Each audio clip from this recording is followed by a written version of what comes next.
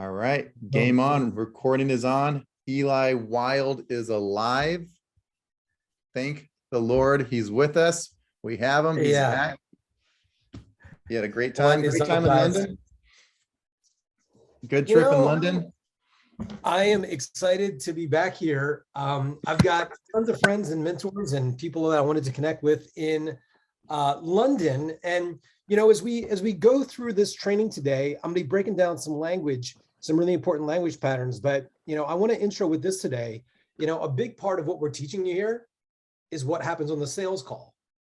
But just like when I worked for Tony, I always mentioned that there was a bunch of us, we had the same product, same script, same everything.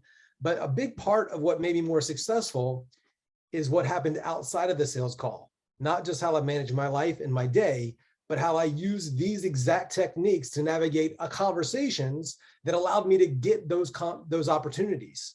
And so everything's influence is all around us, and you cannot not communicate. And so people saw specifically how I handled myself in certain situations, how I networked, how I dealt with people being rude, all of that.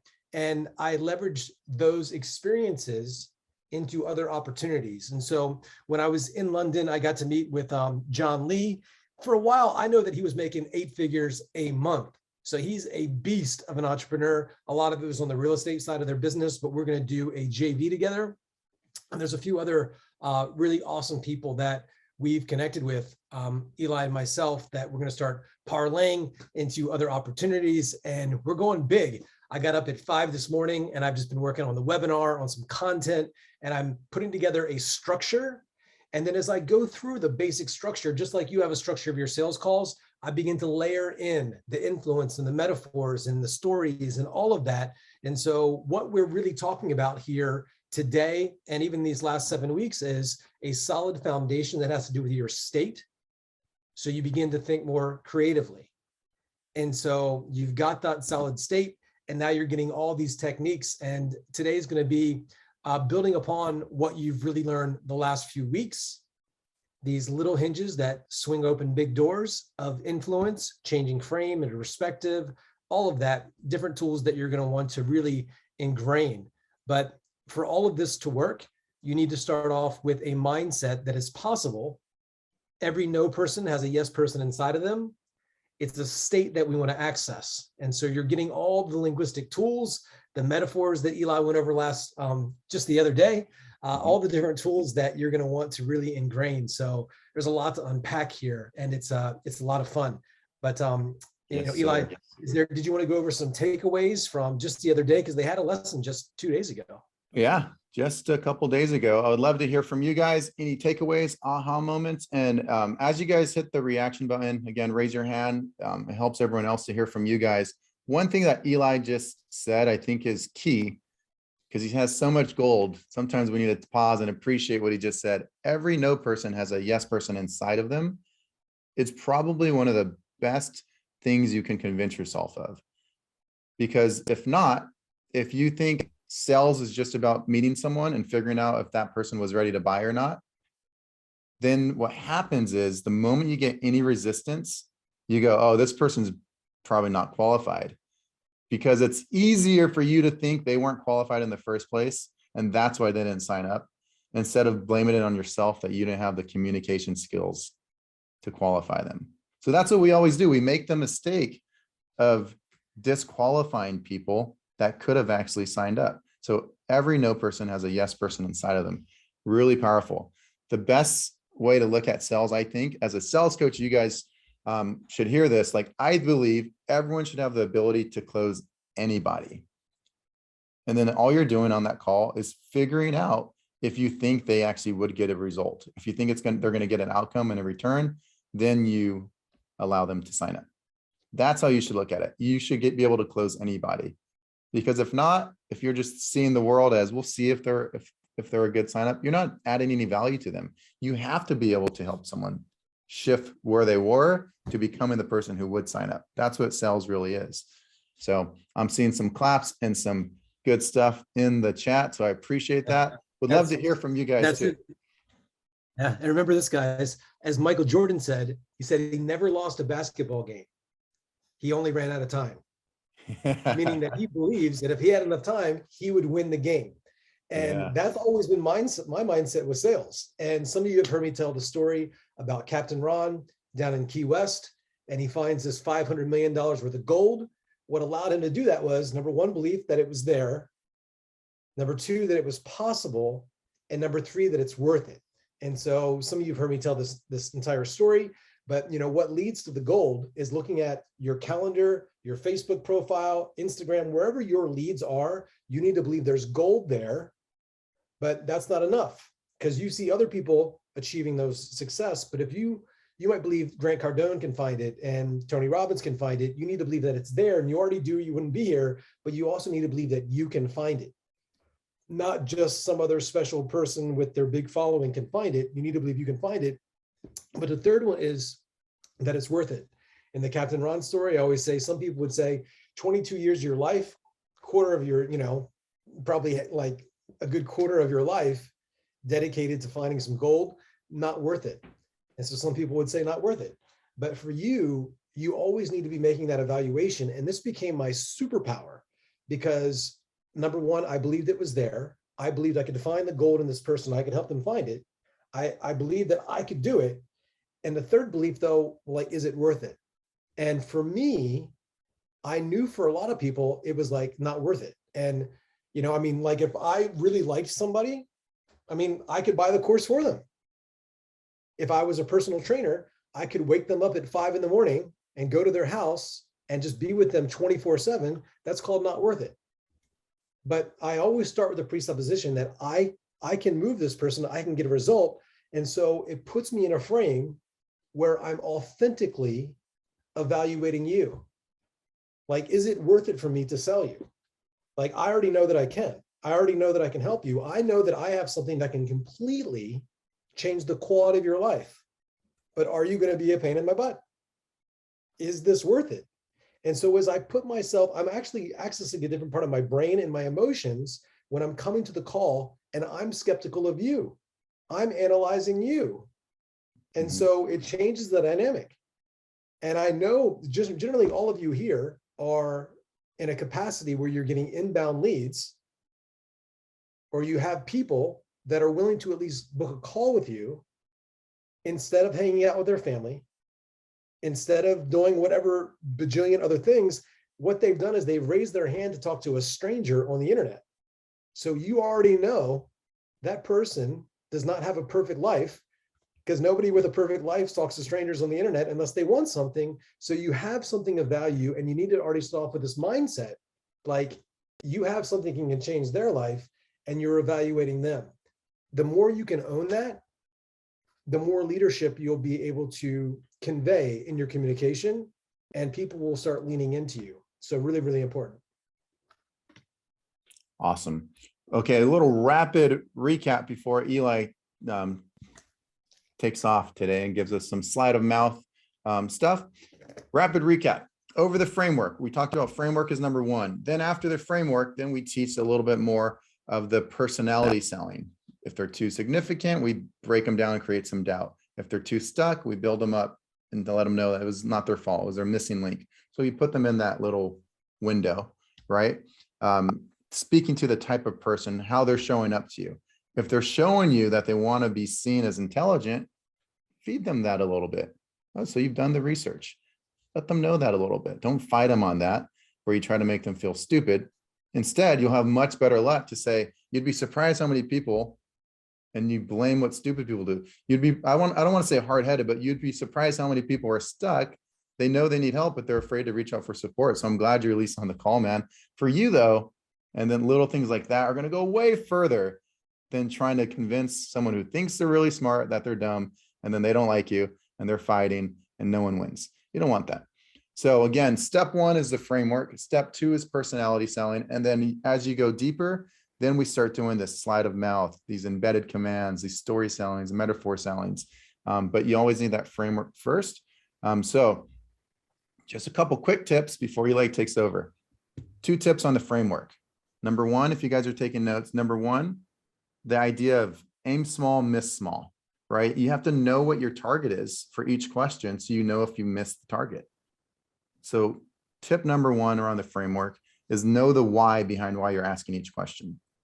Tip number two is transition well.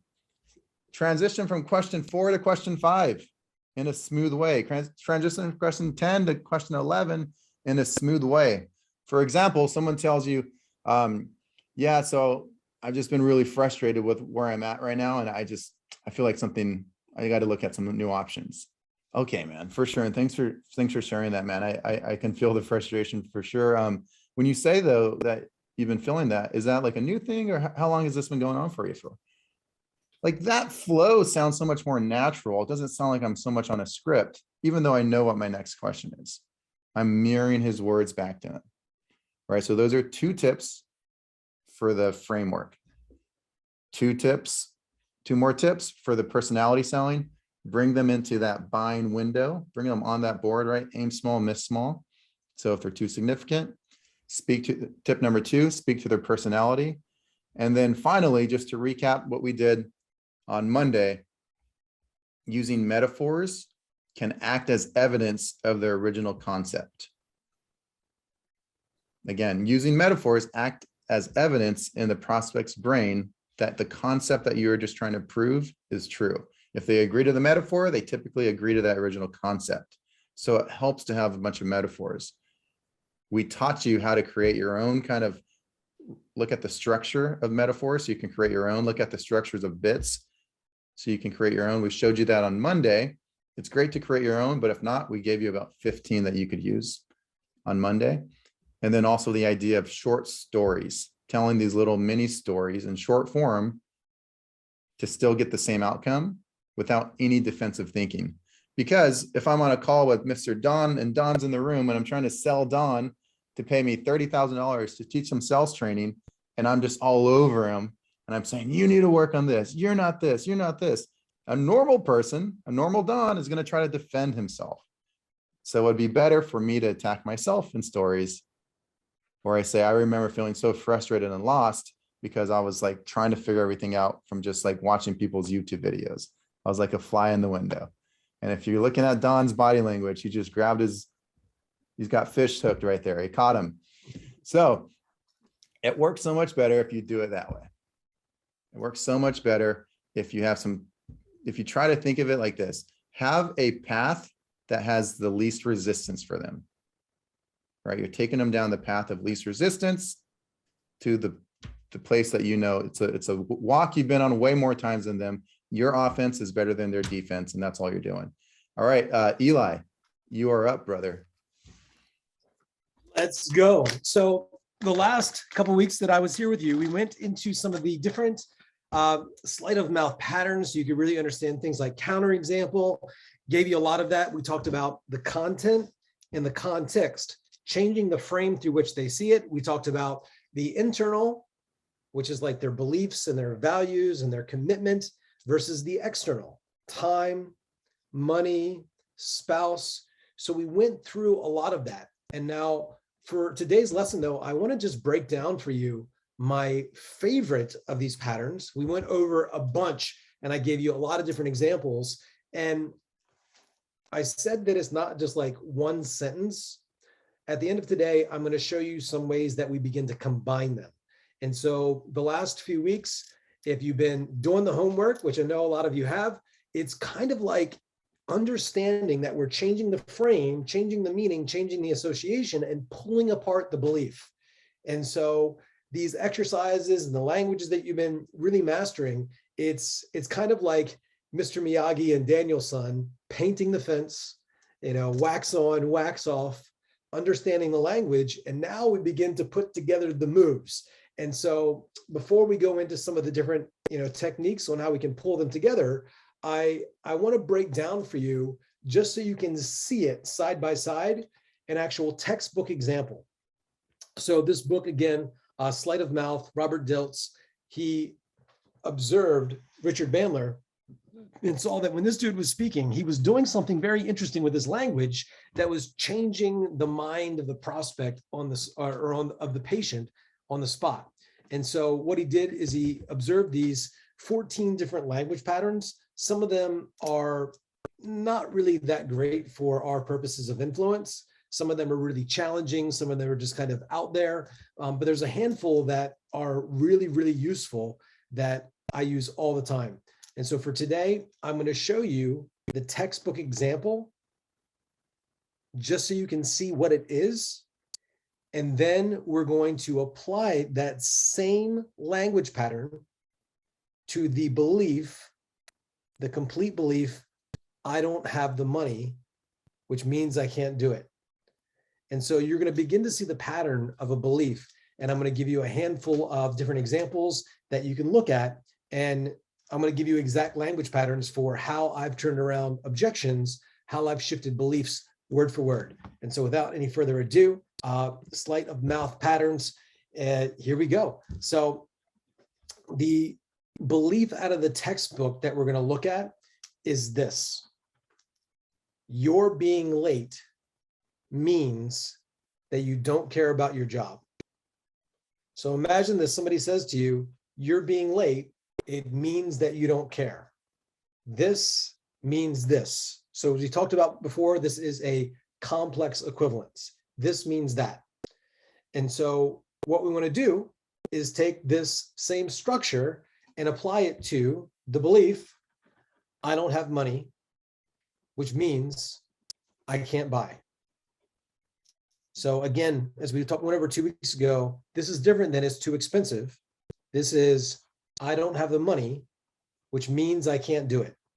So we want to change the meaning, we want to get them to access a different state to begin to reframe this belief that they have. And so let's look at the very first one here. The first one we looked at, we've talked about before, is what's called the reality strategy. So in this textbook example, if somebody says, you're being late means that you don't care about the job, a response could be, how do you know? How do you know lateness and caring are the same thing? So inside of the prospect's mind here, or in this example, you're being late is equivalent to not caring. So how do you know? So we went over the exact parts of the questions that you need to master. How do you know? If I ask somebody, how do you know? How do you know you can't do it?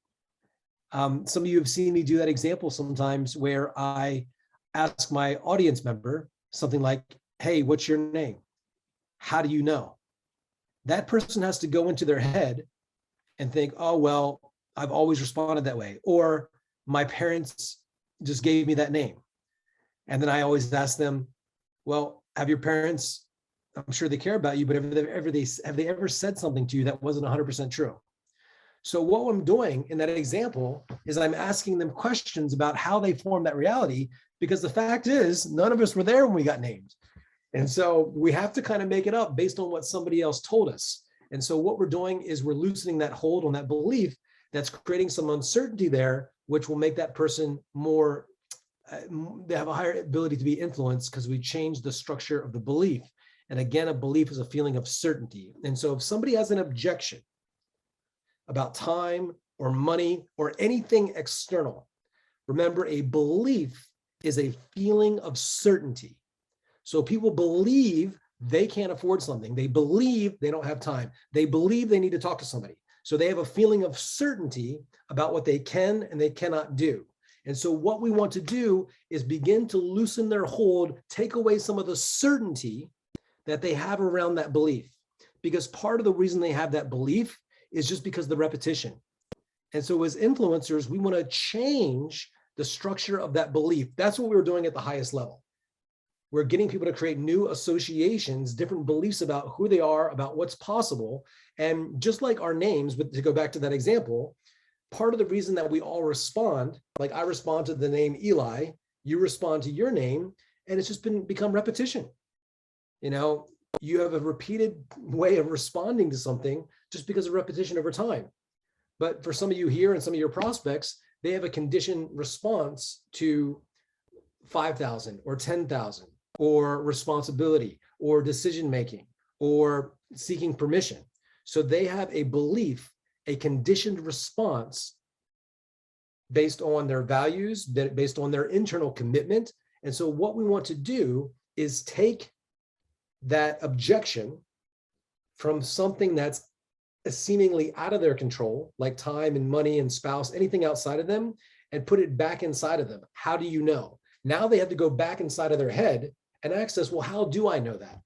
And in there, we can play around with that. So again, at the end, I'm going to show you how we begin to put these together. And so in this first example, reality strategy, somebody says you're being late means that you don't care about your job. Well, how do you know that being late and caring are the same thing? How are those even related? Now the person has to think about it. So let's apply this to money. Somebody says they don't have money, so they can't do this. Well, how do you know not having money means that you can't move forward today?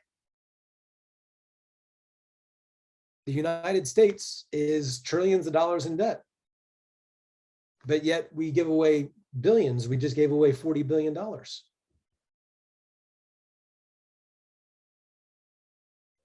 In a big city, as you drive down the street and you see all those skyscrapers, the people that own those large buildings, do you think they use their own money to purchase those? Or would you say they use somebody else's money? So whether they can afford $1 billion building or not is irrelevant. What is relevant is their ability to get access to funding and use debt, because that's how people get wealthy. So I'm starting to add some of them here, and I'm beating up this first example just so you can see what we're actually doing. And right there, I gave an example, I gave a metaphor, I can relate it to something else, and this is how we begin to shift beliefs. So that's the first one, is reality strategy. I love that one. And this also works in coaching. This works in trauma work. This works in any conversation. The important thing is this: say you're talking to your mom or whoever it is and you want to change somebody's belief. The important thing is to be curious and playful. Somebody says they can't do something. How do you know? Don't be challenging here. And so a big part of it is your tone, and just being genuinely curious and sincere. People will go inside and realize they've got an experience that they drew a belief from, or it was just a pattern they created a long time ago. And people will begin to really see you as an expert when this is done correctly. So the first one, reality strategy, I love it. The next one is model of the world. And yes, I've typed these out. Model of the world. So let's go back to our first example. Our first belief: you're being late means that you don't care. Model the world pattern. Well, some people believe that caring is shown by the quality of the job done and the results obtained, not whether or not somebody was on time. Some people believe. So here they have a belief about what they can and can't do. And we're saying some people believe this, or the most successful people believe this. Or can I share with you what the most successful people do who were once in your situation? Can I share with you what these people believe, the belief system of these people that allowed them to get out of that same situation that you're in now? Model of the world. We're showing a different model of the world. So now let's take it to money. I don't have the money, so I can't move forward today. Well, you know, the most successful people in the world that were once where you are now, yet took action to get where they wanted, in spite of some limitations, they acted like this. So we're just saying the most successful people in the world that were once where you are, but pushed through of it, they see things differently. So we'll begin to add some examples to it. So let me ask you this: if you had to save your child's life and you needed the money to find a cure, you would, wouldn't you? Well, what if right now it's your business that's suffering, and this business is a lot like a baby? You need to put time, energy, and attention into it.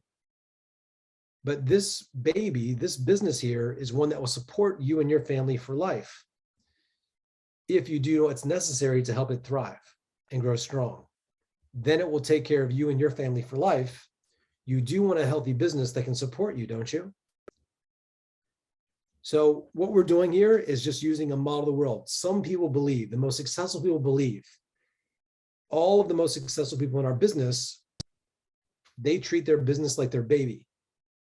It's inconvenient, it's expensive, and it takes a lot. But just like raising a child, this can be something, a business that actually grows up strong and can support you and your family for life. So we're adding kind of an analogy there too. But some people believe that's the pattern. So counter example. This is the one we gave tons of examples of this a couple of weeks ago. So counter example, somebody says, you're being late means that you don't care about your job. Counter example, we all know people who are always on time, yet complete goof-offs when they get there. So we're showing them a counter example of how what they believe to be true is not true. So somebody says they don't have money to buy your program.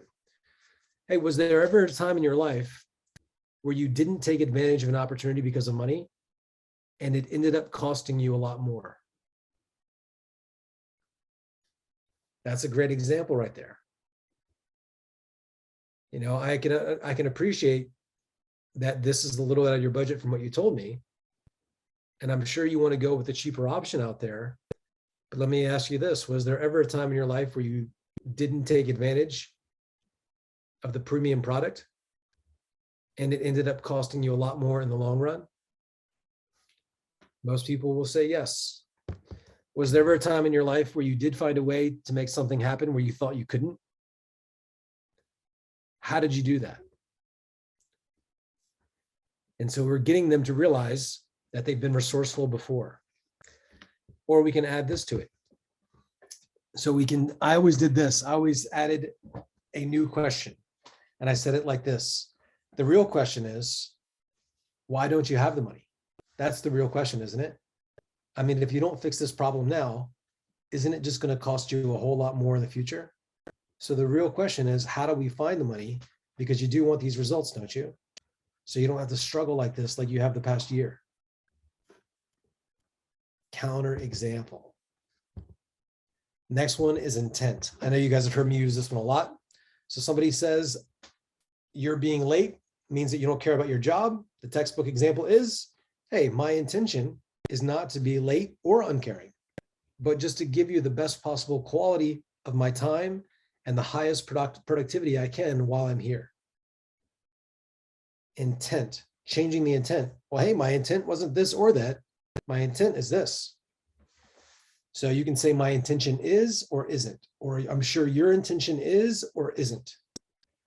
Intention is or isn't, mine or yours. So somebody might say they can't afford what you have.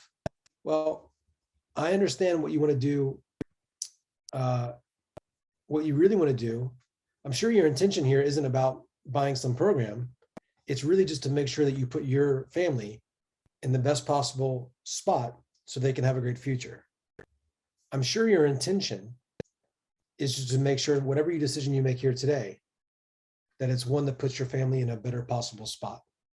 Is that correct? So if somebody says they can't afford something, they're focused on the money.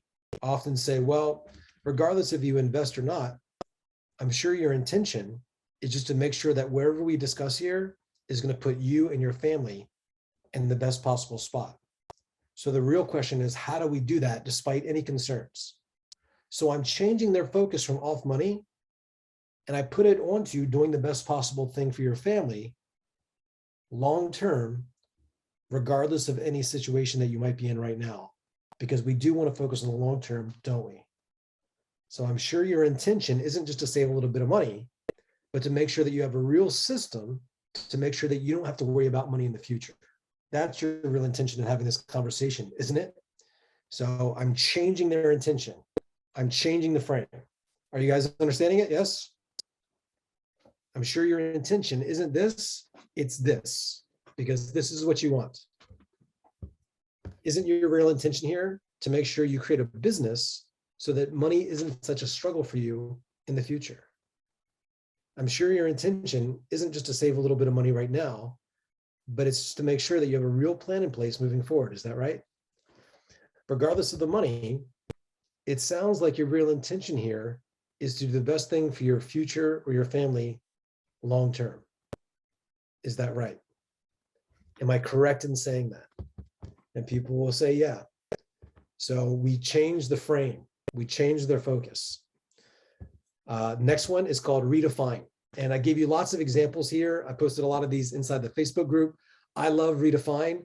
The way you can think of it is this: it's not this, it's that, and here's what it means. It's not X, it's Y, and here's what that means. So in our example, our textbook example, somebody says, you're being late means that you don't care about your job. This means that. You say, I wasn't late, I was delayed. Now let's relate it back to money. Well, they say they can't afford it. Well, it's not that you don't have the money. You just haven't yet learned to create value in the market so that people give you money whenever you want. So we're changing the meaning, changing their focus. It's a powerful one. It's not this, it's that, and here's what that means. So here's some extra redefined patterns, and I love these.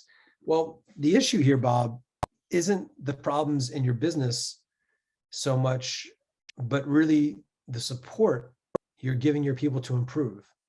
How much better of a result would you get if you invested in the communication skills of your sales department? So it's not this, it's that, here's what it means. The issue isn't X, it's Y, and here's what that means. So if I'm selling the sales training to a company, John, the issue isn't about the expense of the NLP for sales training, but really how long you can let it powerfully enhance your communication skills for the price of a cup of coffee each day. The issue isn't about the challenge you're trying to communicate here, but more around, I guess, the insecurities that you have when it comes to charging what you're worth. What are you doing to increase the esteem you have for yourself? So that's a loaded one right there. So somebody says they can't afford something. The issue isn't about,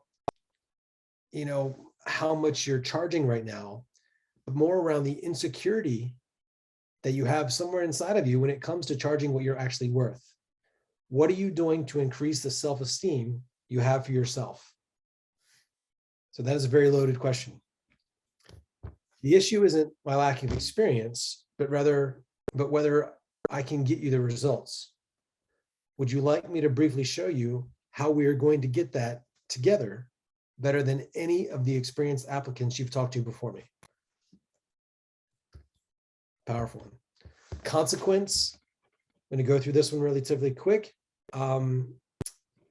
These last two are just a couple of my favorite that you certainly mention a lot. So consequence, somebody says you're being late means that you don't care about your job. You could say, well, if I wasn't late, I wouldn't have been able to close the sale while I was at the breakfast meeting. So somebody says they can't afford something. Well, if you don't find a way to change your situation now, what's the probable, almost certain future for you? So we're getting them associated to the consequence. Hierarchy of criteria. Again, textbook example, somebody says, if you're late, it means you don't care about your job. Isn't it more important? That's the language pattern. Isn't it more important? This is more important than that. Isn't it more important to focus on how much the person gives while on the job rather than just their punctuality? Isn't it more important? Somebody says they can't afford something. Well, isn't it more important that you take calculated risk that will move you towards success now instead of just focusing on what you can or can't do? Isn't it more important that you think long-term and make sure you do something about the situation so you're not in the same spot next year? Isn't it more important? So I added hierarchy of criteria and intention and consequence all in one right there. So I'm going to crank through these right here. So let's imagine that we have a belief that somebody says NLP is manipulative. So I'm going to crank through about 7 examples here, and then we're going to start putting them together. So NLP is manipulative. Here is a meta frame. This is a meta frame. You only have that belief because you want to stay with what's familiar to you rather than increase your knowledge by moving out of your comfort zone. So meta, we're looking at the process that drives the process. So somebody says NLP is manipulative. You have that belief because you are worried about being manipulated and you don't have a model that allows you to explore, trade, and test limiting hypotheses such as this. So with MetaFrame, we're looking at the belief behind the belief. We're looking at the belief that drives the behavior. So we're specifically saying, well, you believe that you can't afford something because of X. So we're giving them a reason. You only have that belief simply because you've never invested that high before, which means it's just new for you. It's not that you can't, it just means that you've never done it before. So it's completely normal for you to feel a little bit of concern right now. So right there, I minimized it to feel a little bit of concern, not a big deal. Reality strategy. So remember that. How do you know? So somebody says NLP is manipulative.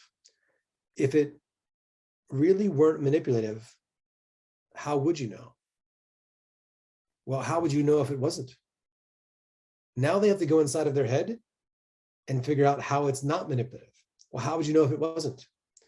How do you see NLP as being the same as manipulative? How do you know? Model of the world. Somebody says NLP is manipulative. Wouldn't it be wonderful if you can manipulate someone from a negative state to a positive one, like helping your child learn better?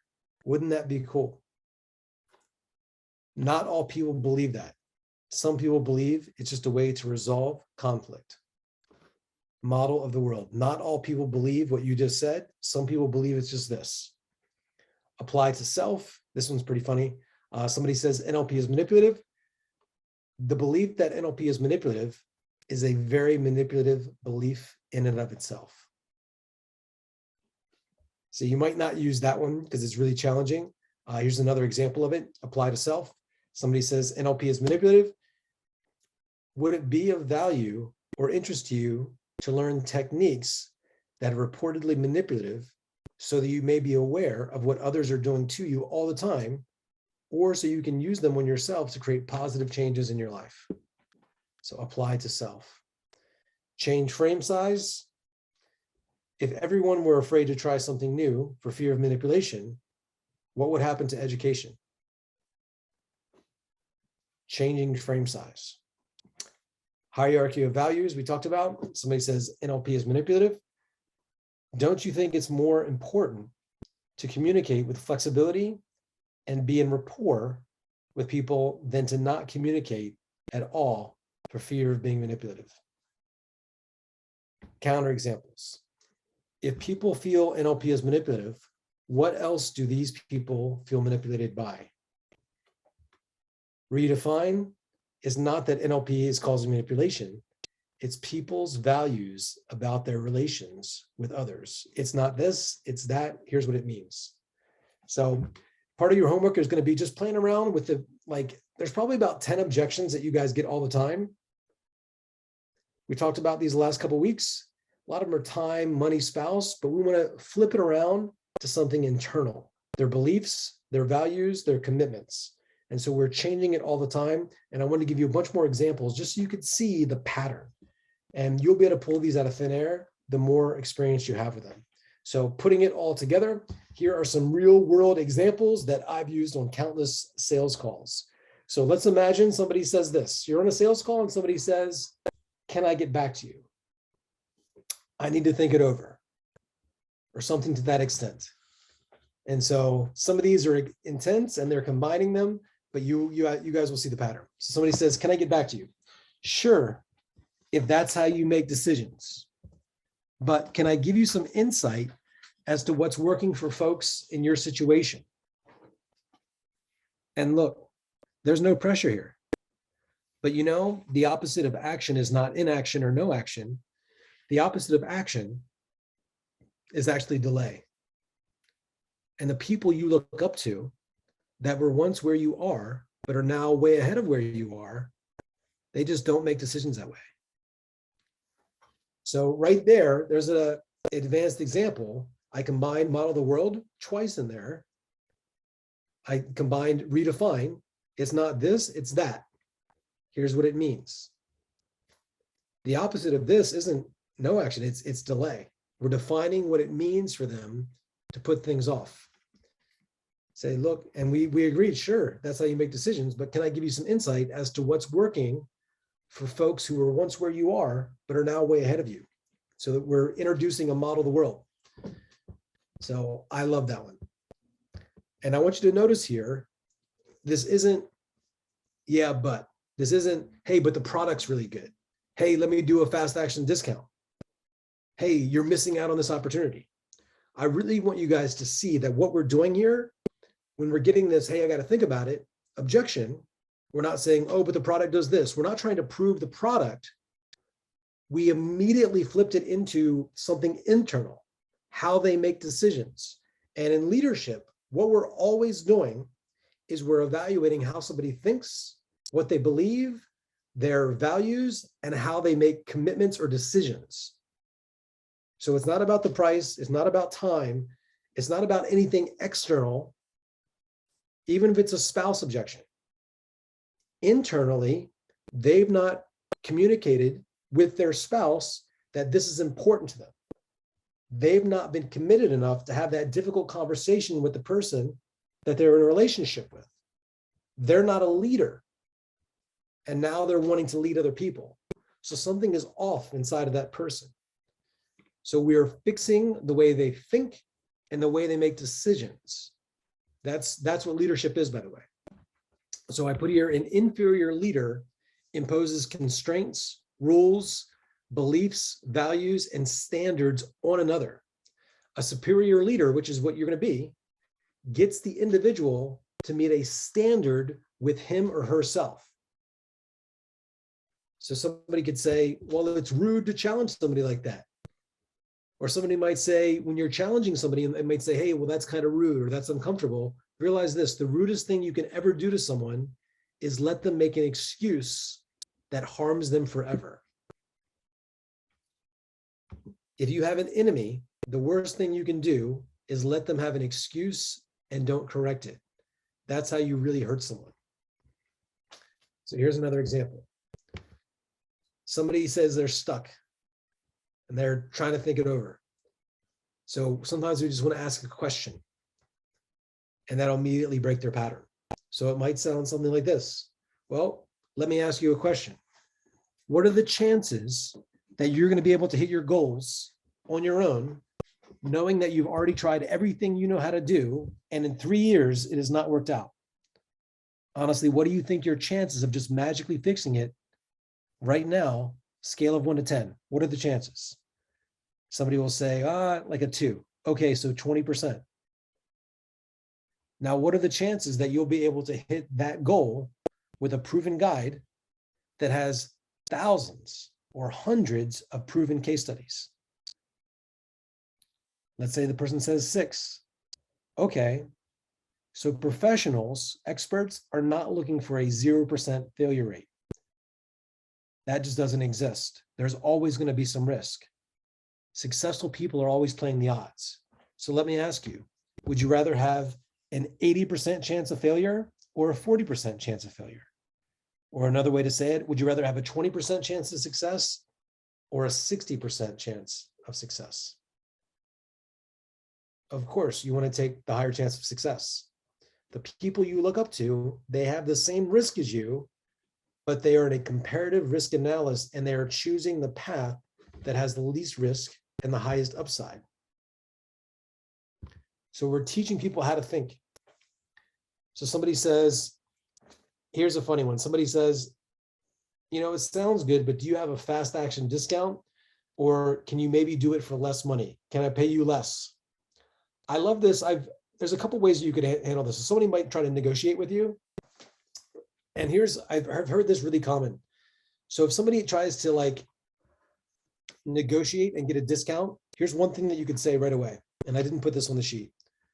You say, well, if I charged you less than I do everybody else, would that make you trust me more or would it make you trust me less? They're going to say that it's going to make them trust you less. If I promised you one thing and was dishonest to the other clients that we have, or if I pretended I could do something for you special, which is what most salespeople do, they pretend, but they give you the same thing. If I could told you I could do it for less and give you some kind of fast action discount, would that make you trust me more, or would it actually make you trust me less? Well, what we're doing here, we want you to feel really good about the process. We know that we've got the system, and we know that if we discount it, we wouldn't feel good about it. And we know that deep down, you wouldn't feel good about it as well. And really what this conversation is about, and this whole program is about, is making sure that you feel good about it so you can get better results. And we don't want to damage the integrity of that situation in any way. Another thing they might, if they ask you for a discount, you could say something like this. They say, well, can you do it for half? Say, absolutely, if you can settle for smaller goals. I can cut you a discount if you say, no, you no longer want to lose 20 pounds, you just want to lose 2 pounds. But I don't think that's what's best for you. That's the kicker right there, is that last bit. Of course, we could do that, but we'd have to give you less just to make it fair to everybody else. But I don't think that's what's best for you. So right there, with that last sentence, we enter back into a consultative state. Of course, but we'd have to lower the amount of delivery. But I don't think that's what's best for you based on what you told me. So remember here, you're not selling a product, opportunity, or problem. We skip over this and we advocate to you the best case scenario. You're being an advocate for their goals. So last thing I want to mention is this, and I'm not going to go deeply into this. This last part of what you're going to see in the document here today, and I'll make this in a PDF form and I'll upload it to the group today, is a review. So we've basically covered a lot over here in these last 7 weeks. Now, how do you have the mindset to keep this going? So you need to have, each one of you, put a 1 in the chat if you have some type of morning formula or something that you do daily to make sure that you're in the right mental, emotional attitude. Put a 2 if you do not. So Marco, get on it. So basically, and you're going to see this, I kneaded it up a little bit, but when I had one of those conversations with Tony, where I basically just asked him some questions and I transcribed it, he kind of goes on some tangents, and so I whittled it down. But I asked Tony essentially, like, how do you keep this going? Like, there's so much content that we learn, so much going on. How do I maintain a standard? How do I have these bookends in my day? What did you do when you started out, when you were just starting to work for Jim Rohn, doing sales presentations? Like how did you keep it going? How did you set the standard? How did you really make sure that you were prepared mentally, physically, emotionally, spiritually to do this? And how did you build upon your success? How did you create the frameworks? How did you keep it going? And so he gave me a long answer, and I recorded it, I transcribed it, and there's basically 5 steps. And so I wrote them down like this. Of course, he goes on some tangents, and so I edited it down pretty concisely. And you'll see this on the document, but he said, to dominate the influence game, 5 steps, this is it. 1, you need to have a system, a ritual to put yourself in an optimal psychology and physiology. That system has to get you engaged. You need to have a daily ritual. So I put here this piece, this ritual thing, it's got to make sure that it puts you in a state again, a pattern of focus, meaning, and physiology, where you're connecting, not just certain. So we talk a lot about having absolute certainty. When I talk about certainty, and we've talked about this before, there is certainty around your offer, certainty in yourself. And if there was levels of certainty, it's like uncertainty. Then there's like shooting fire cannons out of your butt certainty, where you're pumped up certainty. And then there's resolve. So we talk a lot about certainty, but once you have this certainty that's inside of you, it's about connecting. It's about connecting to people.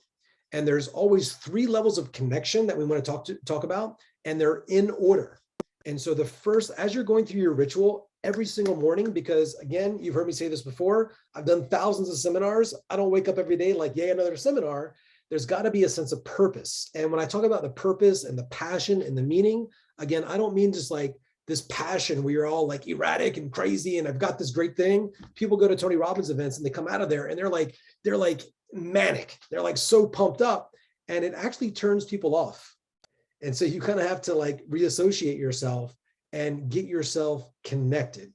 And so when I say this level of connection, there's going to be a connection to your purpose, like why you're actually doing this, and then a connection to yourself where you own yourself, and then you connect to people. So what a lot of people do is they get passionate about helping, and they're in this physiology, this great physiology where they're all pumped up, and they've got this great psychology where they learn all this stuff, and then they bowl people over, and they're just connecting to people, but they haven't first connected to the purpose, like why is this so important, and connecting to themselves where they own themselves, and then connect to the person. So it's to your purpose, to yourself, then the person. If you're just trying to connect to people and you're not grounded in yourself and why you do what you do, people will not respond to you in the same way. And so that was one of the biggest distinctions for me. Like once I got it, every single day I had to associate like why I'm about to do what I'm about to do. Like, why does this matter? And I wanted to ground myself in that. And then I found out I was automatically more attractive to people. People wanted to connect to me because I gave them something to connect to. It wasn't just me trying to latch onto them and be needy. So really, really important. I put here, if you try to connect to a person without having something deep inside of you for them to connect to, they won't respect you, feel you, or buy from you. Second thing, create a way to engage with them. So uncover and activate their desires and their fears. You don't want to just uncover their fears. They don't want to be told to do this or their life are crap. Tell them to do it because it's fun. If you don't do it, it's going to cost you this, but if you do, here's what it's like. You can't just tell them the bad reasons. What we want to do is unleash the imagination of what's possible. You have to be able to create for them a compelling future, a compelling future. Third, you must be an unrelenting and immovable force for a greater good. You cannot accept their story. It's not their limitation. It's their story about their limitation. That is a huge one. It's not their limitation. It's their story about their limitation. They've been telling themselves the story so much, they believe it. We're getting people to change their beliefs and live into a different story. Fourth, the environment. You got to put yourself in an environment where change can happen. What I mean by that is you got to create an environment inside of yourself where you can change somebody's life. Don't just put on a position outside. You got to put on the position inside. Step into a place and engage them. Get out of yourself.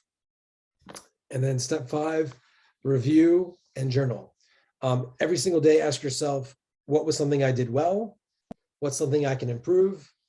How do we need to take immediate action on this? What did I do well? What can I improve? Then immediately, once you know what it is, go do something with it. Go do a Facebook Live, go teach it to somebody, do something to share the learning, because then you get to own it. If you learn something and you don't deploy it, it's worthless. It's some knowledge that disappears. So the 5 steps: don't accept any limitations. If you love the hell out of people, you do whatever it takes. You empower your own strategy, story, state, and standard daily. You connect to yourself, and then you connect to them.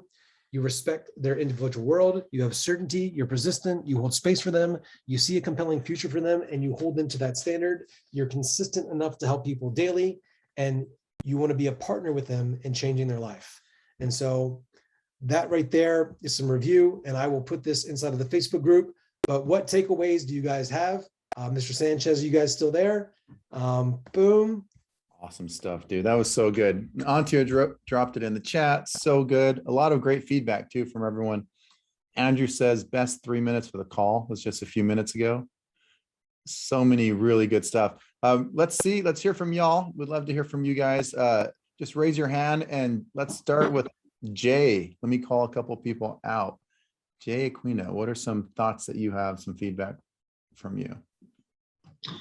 Yeah, I think it's really powerful how metaphors can really convince someone's thinking. So I think that was my biggest takeaway from Monday and today. And a lot of this is just mind blowing to just really kind of put into action. So thank you so much, Eli and Eli, for all the great work that you guys do.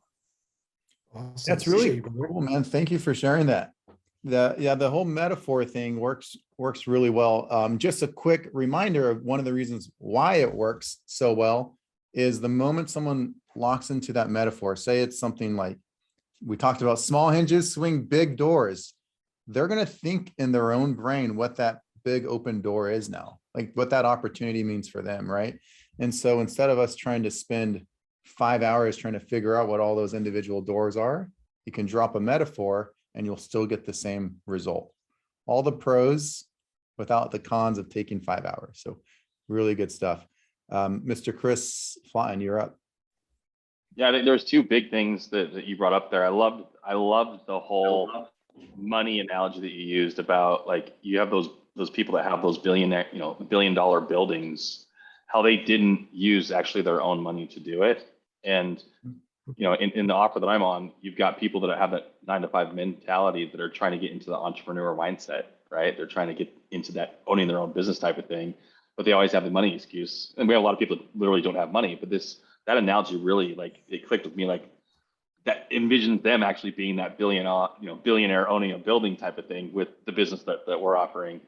And then the second one was like the way that you framed them, needing to think about it. Oh, not yet. It really clicked with me, and it was so subtle, and it's like a punch to the throat without them feeling the punch, but they can feel it deep down inside. So that was huge for me. So good. Awesome. Yeah, I used to say that all the time in my presentations, just getting people, when you use an example, I'd say, like, on the way here today, I was driving by all these buildings in your city. Did you guys all see those buildings? You see them every day. Do you think those people use their own money or somebody else's money to fund those buildings? Obviously, it's other people's.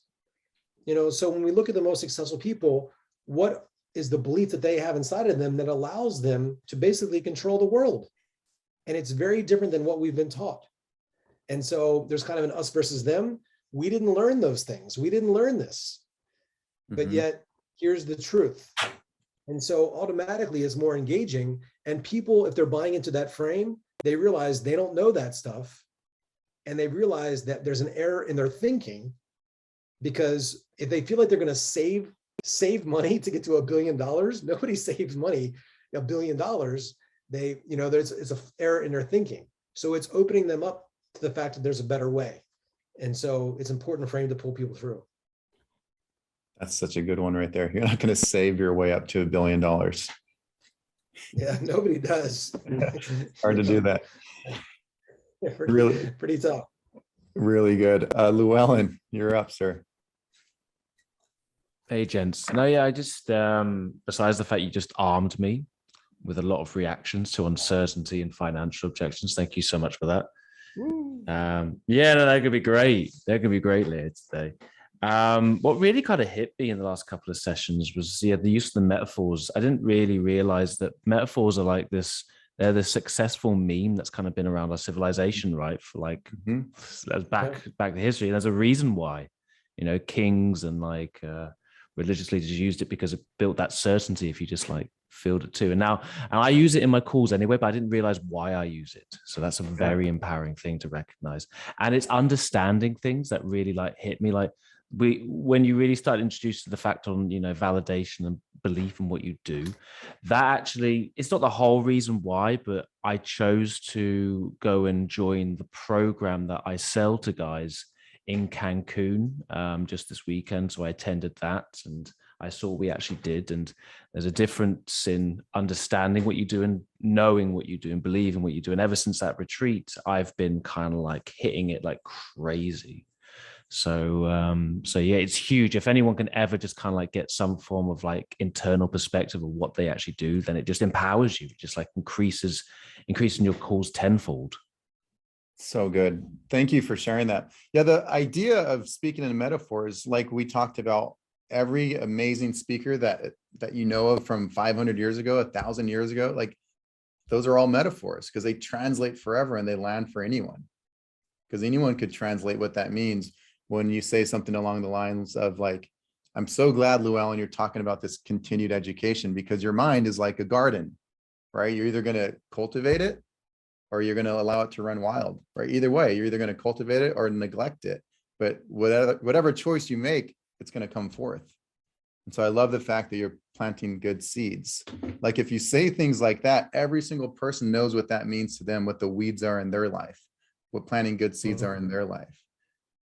Right. And so instead of me having to speak in a way that happens to land with Rosanna and Ben and Don, it's like plant a metaphor and then it still works for everyone. Really powerful communication skill. Awesome. All right, let's see. Let's hear from a couple other people. Mr. Ben Byrne, what are some of your thoughts?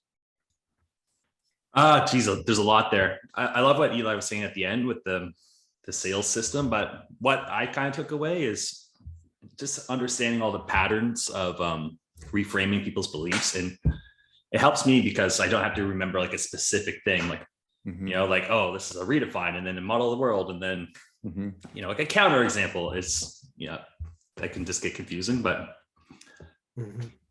yeah, that's what I took away. What? Awesome. Yeah. We're trying to break down the parts just so you can see it, but you know, getting some examples where it's all together, but also want you guys to realize that you're already doing this all the time. Yes. We're just making you more conscious of this, and it'll be that much more powerful because then you can use it with more intention.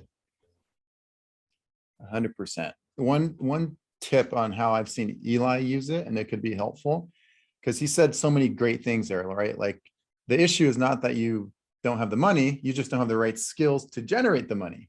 Like when do you use it? I've seen Eli use it even in like stories, which is really cool. So you could even just say like, you know, and one of my coaches, I remember as I was climbing up in the ranks, taught me like an important lesson. It's not that I just didn't have the money. That wasn't the issue. It was I just didn't have the right skills to generate more money. And just by you saying like, here's what a coach taught me, it still can get the same outcome, right? It can still work. And so you could say it in the form of a story too. If you don't feel like you have the right to call someone out yet, if you're not there, if you didn't earn the right yet, you could use it and kind of attack yourself a bit. One of the things that I often said, and I've said this in sales calls too, sometimes I'd ask the question, but if I'm speaking to like a group, I'd bring it up inside of story, or I'd even just throw this out there. I'd ask the question, you know, what percentage of millionaires today are first-time millionaires? Like a lot of people believe that it takes money to make money, but would you believe that 80%, 87% of millionaires today are first-generation millionaires, 87%, which means they came from no money. They were the first ones to make $1 million. So a lot of people say, oh, it takes money to make money. The smallest percentage, 13% of millionaires came from money. The overwhelming majority came from no money.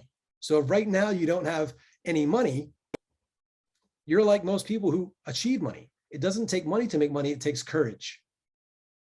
So there's the redefine. It doesn't take this, it takes that. And here's what it means. So this conversation is all about, you know, how much courage it's going to take for you to generate within yourself, your business, your relationship to ultimately get what you want. But the last thing you need is money. You need the courage to go out there and get what's yours.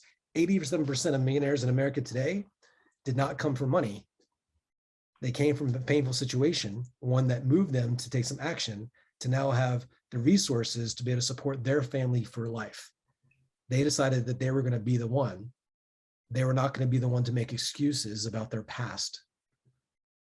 And so, and that's true, by the way. 87% of millionaires today are first-time generation, which means they did not come from money. So that belief is 100% not true. And it's a common belief, but you all need to just know it. So you can use that statistic, but just know that it is not true. It is not true at all. 87% of millionaires today in America. I don't know about other countries. I think it is easier in America. Every time I go to a different country, by the way, just getting back from London, London is a first world country, but it is way easier to make money in America than it is London. It's very hard. It's very expensive there, and people work very hard. London is kind of poop. London is just, it's tougher. It's like just being in London, you can tell it's a lot harder to get ahead. It's a lot easier to get ahead in America.